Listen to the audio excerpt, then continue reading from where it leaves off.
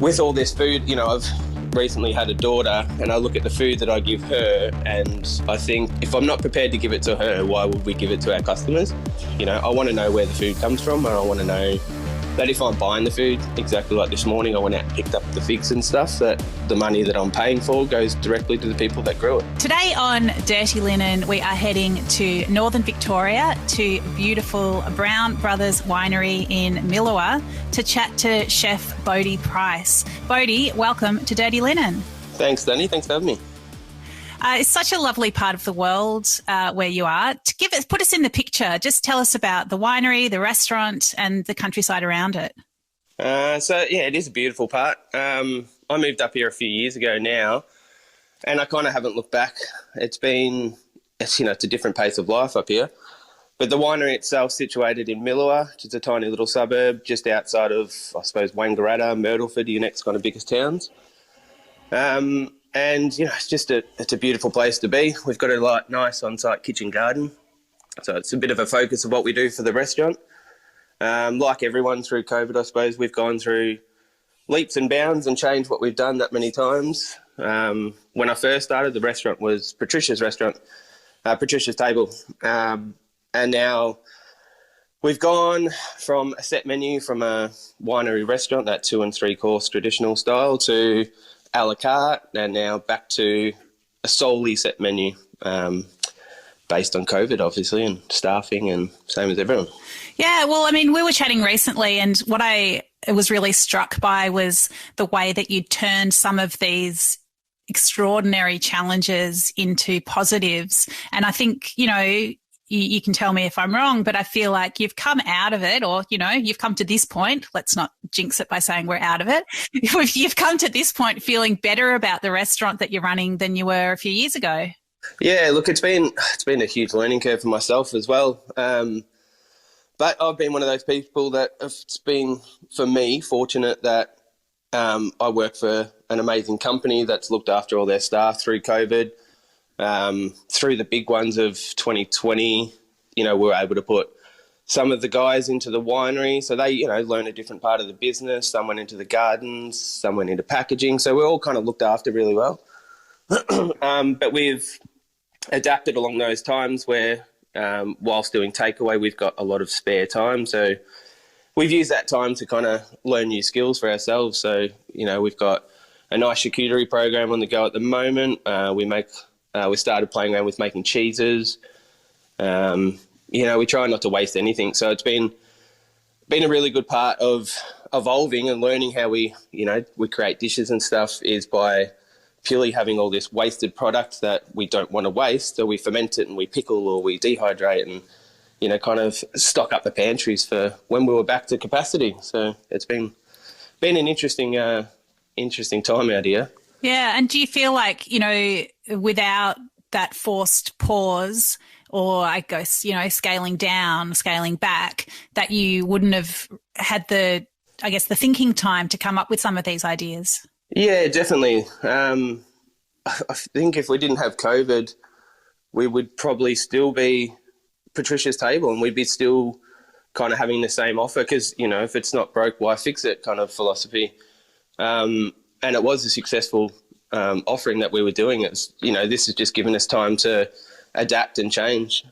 Like, since I've started, it's been a pretty crazy roller coaster. I started a few years ago, and then we went into those crazy fires, and then which that led straight into COVID. So it's been a bit of a open close for a lot of my time here. But, giving me that opportunity to play around, learn, grow the garden further, and understand that I've never grown a thing in my life before coming out here. So that's been a bit of a learning curve of how a garden works. It's a very different way of thinking about your food.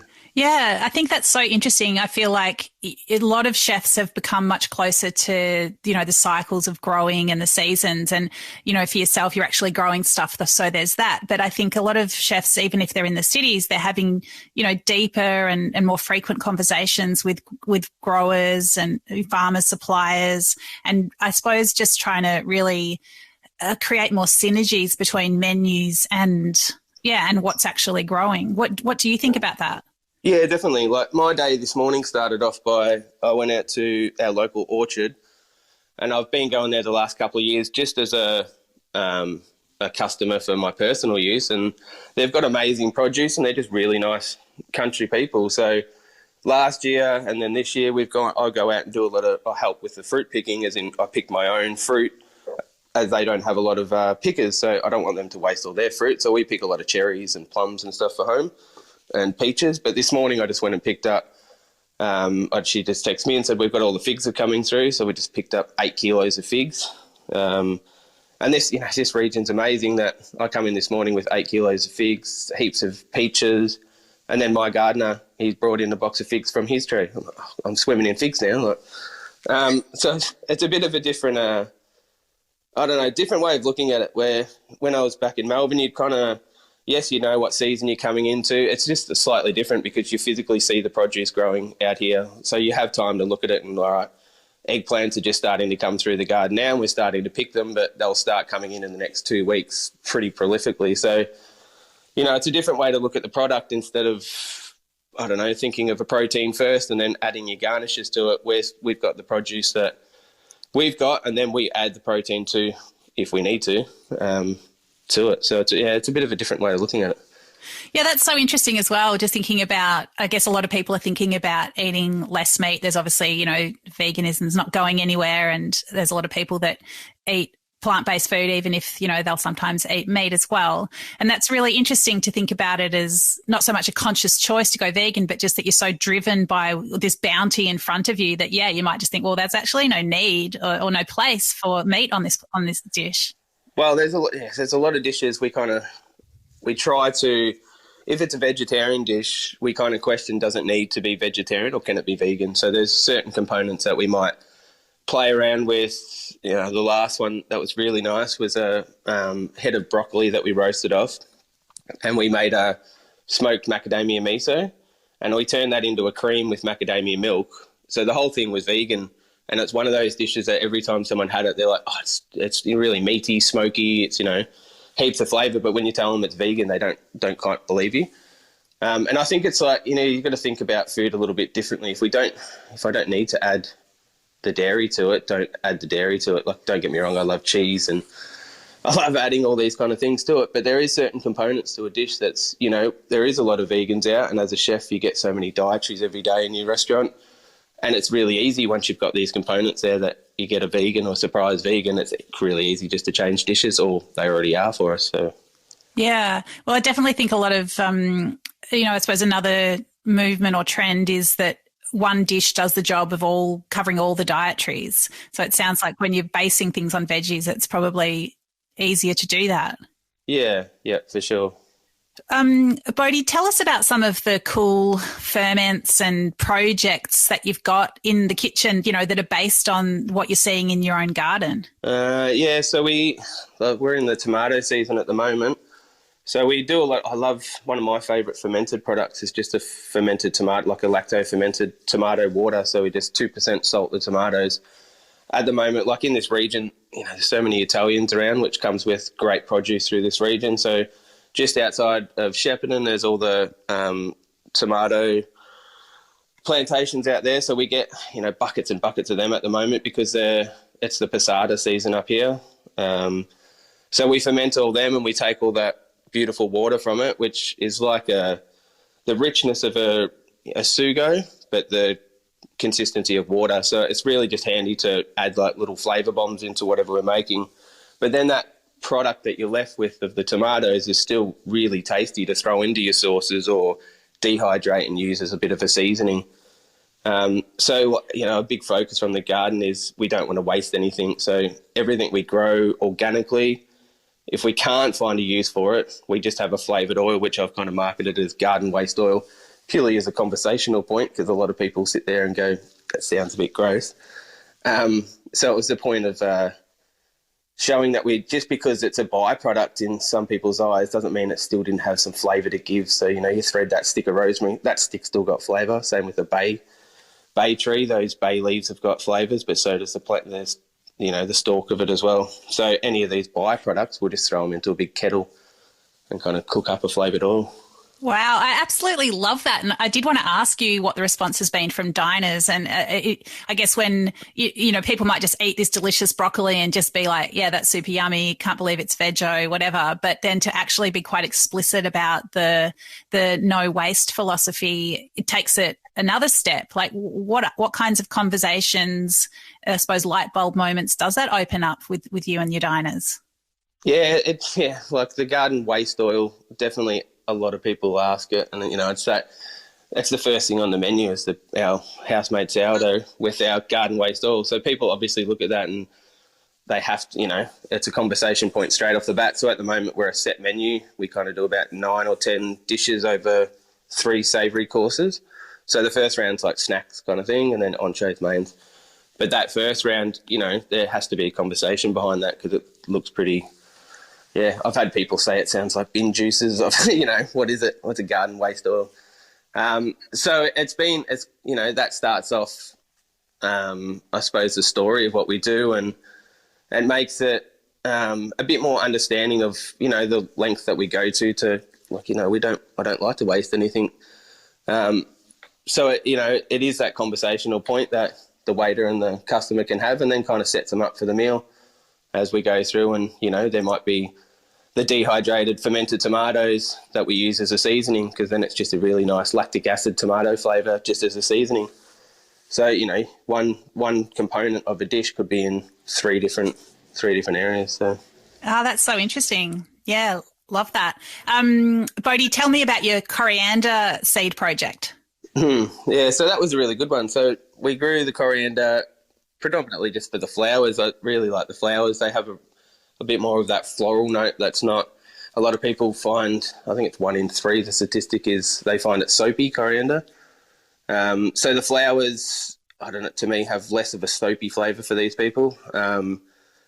And once the flowers are there, it's pretty quickly they go to seed. So when you get those little green coriander berries before they dry out to a seed, we've been picking them, and we've pickled them and stuff before, but we salt them at the moment, turn them into a caper.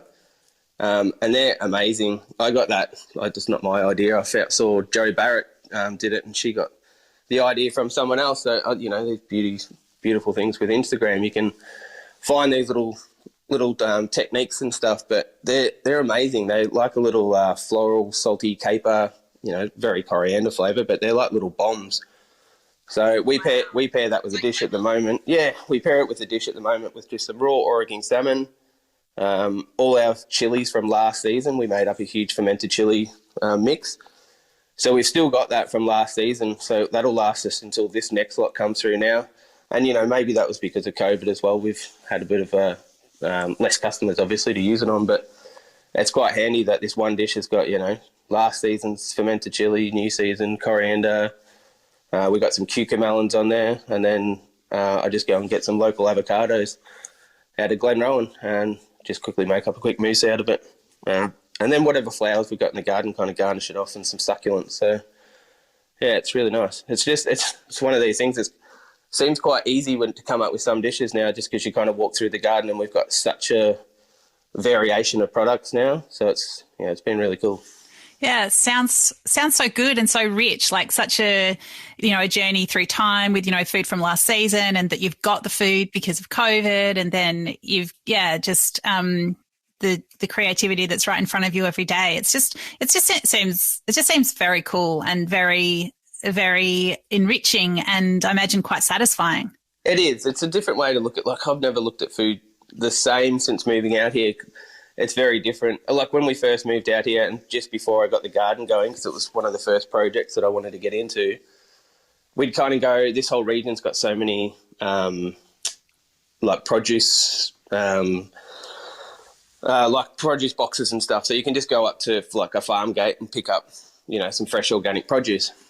And buying those kind of things directly from the farmers or small little producers, it's a completely different flavour to I'd ever had before, purely just because it's been picked that morning, or, literally as I'm asking, have you got this? He'll go out and pick it for me. So it's a different way of looking at the food now. And I suppose with all this food, I've recently had a daughter, and I look at the food that I give her, and I think if if I'm not prepared to give it to her, why would we give it to our customers? So, that goes down that organic line of, I want to know where the food comes from, and I want to know that if I'm buying the food, exactly like this morning, I went out and picked up the figs and stuff, that the money that I'm paying for goes directly to the people that grew it. And there's so many producers out here that, are so close and local that you're buying directly off, our local producers. We've got Milawa chickens like a K up the road, and they're lovely people. We've got Walkabout Apiary honey literally across the road from the winery. So there's just so many little bits and bobs around here that, just make it's a really enjoyable place to be. So, Bodee, obviously, your food world's expanded a lot since you moved up to the country, but tell us what got you into the industry and what your ambitions were when you began. I'm not quite sure. It's not an overly romantic story. My grandfather's Italian, so food was kind of, every Sunday was roast around at Nan and Pa's, and it was always a nice, family kind of orientated thing, but I don't think it was really, I didn't really get involved with it, I suppose, and really pushed me into the career. I just kind of took up the subject at school and kind of liked it and figured I was okay at it. And then, got into hospitality. But it's been one of those careers that I'd never go back. Obviously, I love what I do. It's got me to travel around the world. Not so much we can do that at the moment, but it's been a real whirlwind. I've done a lot in that time, so it's been really good. Well, tell us some of the highlights. What have you got up to over the years?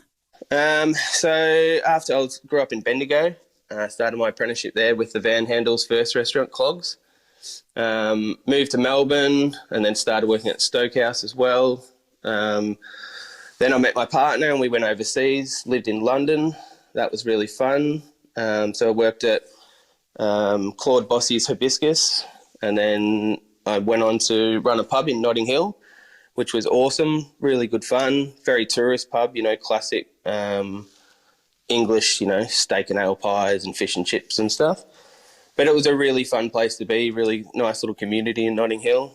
Come back, work at the Stokehouse again, worked with Alona Staller. They were lovely people, and I've taken a lot from Barb, Gin and how they run their business, and they're just lovely people.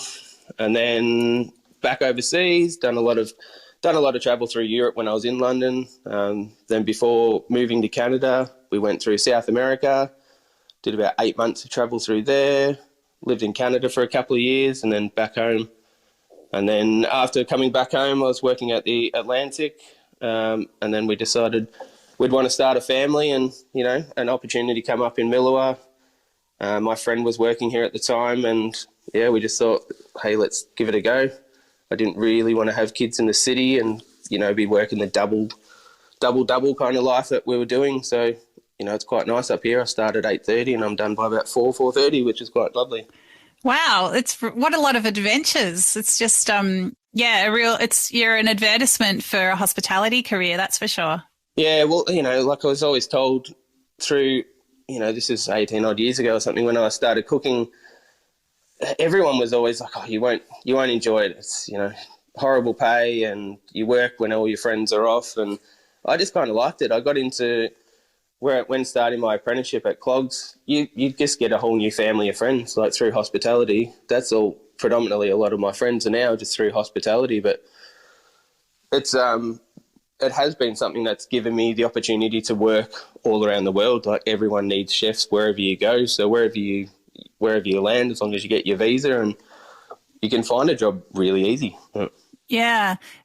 What was Clogs like? I don't know anything about it, and I didn't even know that the Van Handels started in Bendigo. Yeah, it's one of the busiest restaurants in Bendigo, I suppose.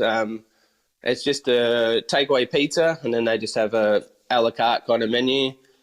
When I was there, I think they had, I don't know, maybe five mains on, 5 pastas, pizzas and stuff, obviously. But it's just a beast. It's one of those places that opens at 5 and would close at about 2 a.m. So it was on the main street.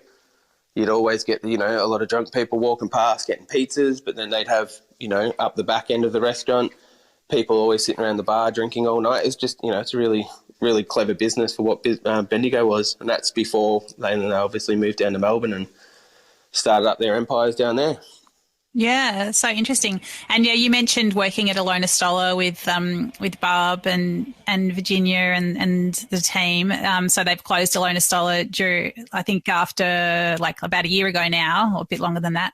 But Chicholina's still going gangbusters in Ackland Street. What was it that you took from those restaurateurs? They're just really nice people. Like, I've worked in a lot of angry kitchens, and it can be quite stressful, and they're just not like that. It was made quite clear coming in that this is just a really nice family-run business. And I remember Barb telling me ages ago that she's like, we're not in it to be rich, we're just in it to make a living and do what we love to do. And Alona Stoller was very much community. Where in Balaclava, you had so many locals around. If there was Jewish holidays on, you'd be busy for a different reason because of something else going on that you might not see in some other suburbs. But they were just, I don't know, they were just really lovely people. They don't want you to work a million hours, and they'll pay you for what you work. And, it was just a different business model to a lot of ones that I've seen and worked in over the years. Do you think that the industry overall is changing in terms of that, shouty culture and, that it's normal to work over the hours and just push on? Yeah, I think it is, and it is for the better, I suppose, as well. I think through COVID as well, everyone's had to change so much and gone through much adversity through this time, and, I suppose the industry doesn't want to be known for horrible working conditions and getting paid peanuts, and it's been, I believe that it has changed quite a lot. People are starting to get paid probably what they should be paid. And, I just went down to Melbourne last week, and I can see already just on the menus the price difference, which means, it's a little bit more expensive, but you're paying for what you kind of should be getting. There should have never been a reason to be undercharging a menu, because you undercharge your menu, you have to underpay your staff and, work them extra. So it's, looking like it is going to change. And I think that culture of the angry kitchen, that's a thing of the past. And it's not accepted anymore. That's really good to hear, and really interesting that you've identified those increased prices. I think it's so many businesses have thought, well, if I'm not going to draw a line in the sand now, then when? And hopefully there is an increased understanding from diners that, things just have to cost what they cost. Yeah, and look, I can't remember if it's this podcast or the Deep in the Weeds one. They talked about that at the start of the pandemic, and, there has to be change within this within the hospitality sector. You can't afford to be charging someone some of the menu items because people just didn't want to pay it. Well, that's what the price is. That's how much it costs for the premium produce, and then the people to make it, and there's bills everywhere. So it's good now to see these prices starting to increase. Like when I was in Denmark, you pay $8 for a coffee because that's how much it costs for a cup of coffee for that person to make it. So it's as much as you don't want to pay too much for certain things, but that's what it is. Like, maybe it's not as affordable to go out every single meal, and it should be a little bit more special, and you pay that extra money for it to make it. Yeah, absolutely. I reckon you're right. Like, I think me and Huck definitely have spoken about that on both of our podcasts early in the pandemic, and it's been a theme all the way through. But I reckon the produce-driven side of it is something that I think has changed for a lot of people through COVID, but it's not something that people had thought so much about intentionally, like, oh, this is something else that we can do during this period. That's kind of seems to have snuck up on people, I reckon. What do you think? Yeah, I think so. Obviously, a lot more people are wanting to know where your products and stuff come from now, and that they've been ethically sourced, and they're grown in the way that they want to consume the product. So I think there's a bit more of awareness around what's on your plate, and then people are more willing to pay for it once they kind of know what it is and where it's come from. How important do you think that bin juice philosophy is to keeping your like making it all stack up cost-wise? Because obviously, like, yes, you've got to charge what you need to charge, but do you think that some of these other strategies really do help you balance it all out and not raise prices to a point where it's uncomfortable for diners? Yeah, well, it would have to. Like, all these like little byproducts that we've kind of got in the pantry, not just a cost-saving exercise. Yes, they do help, obviously, but it is, to me, they were just a wasted flavour that could have been enhanced into something as a bonus. Obviously, they make it more cost-effective on the menu because I can then use that as a seasoning for something that I wouldn't have had to buy an external product in. But it also then gives my guys in the kitchen a new skill to learn and a new way of looking at the food as well. So when I'll ask them for an idea, they'll be like, oh, remember, we've got that in the pantry. Oh, great. So we can pull that out. And it saves us having to, go through a supplier and try and find a product that would maybe suit it. We've kind of got that byproduct through the kitchen. And how are you finding it, getting enough staff in the kitchen and front of house? Rough, like everyone. It's always been hard up here to attract people, I suppose, because we're kind of in the middle of nowhere up here. Like, there's not a lot around. I was trying to think of this the other day when we were in Bendigo. Staffing was never an issue, but we had a large uni there, La Trobe Uni, so there was always staff coming. Where around here the closest is Albury-Wodonga, like as a large kind of student-based. So it's extremely hard. I lost half the kitchen through vaccine mandates, and then we've slowly started getting a couple back now, but then the front of house has been, he's been hit massive out there, and we've, really struggling to get the staff out there. So at the moment it's, we're at capacity based on our staffing limits rather than capacity of density limits, which is a bit of a difference to what we're used to, I suppose. Yeah, for sure. So, I mean, what percentage of capacity are you able to do? On a day now, like, we could probably pack out the restaurant and we could do, I think 80 is what the capacity is at 1x2 square, and at the moment we do about 40 kind of a day. So it's a bit of a difference for what we're used to. We've got so many weddings booked, obviously, through this season, and they take a big priority to us because they're, it's booked and we've got to kind of do it. So it's it makes it hard. We've just lost a heap of the staff. Obviously, the front of house staff all go back to unis and stuff. If they live up here, they come back for the Christmas break, and then they're all shooting back to Melbourne and back to their unis and stuff now. So yeah, it's just quite hard trying to find the staff, and I know that's the same everywhere, but it's definitely quite hard up here. Yeah, definitely an added layer to the challenges for the regions.